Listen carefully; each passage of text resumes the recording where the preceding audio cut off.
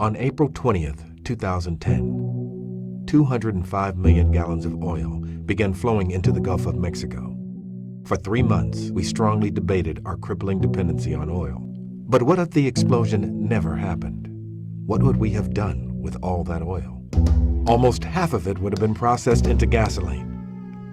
Enough fuel for 750,000 cars to drive from New York to LA.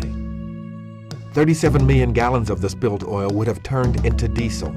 That same amount of fuel could keep one semi-truck driving nonstop for 536 years. 16 million gallons would have been converted into jet fuel. That's enough to circle the globe over 3,000 times on a large commercial plane. 10 million gallons of the spill would have been processed into 20,000 tons of plastic. That amount of plastic could make enough milk jugs to fill the inside of the Empire State Building. 6 million gallons would be used for synthetic rubber, creating enough tires to replace all 4 wheels on every car in Buffalo, New York. The remaining oil has thousands of uses, from heating your house to paving roads to creating the fibers in your sweater. The full environmental consequences of this spill remain unknown. Yet we do know how 205 million gallons of processed oil impacts our world. 15,000 tons of plastic created would never be recycled.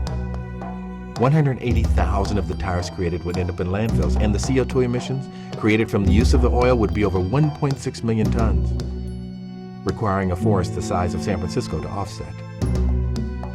The 205 million gallons of oil lost in the Gulf is the same amount the United States consumes in less than 7 hours. You can make a difference. Carry a thermos. Limit your trips to the store, or find transportation alternative. There is no low-impact solution when oil is involved.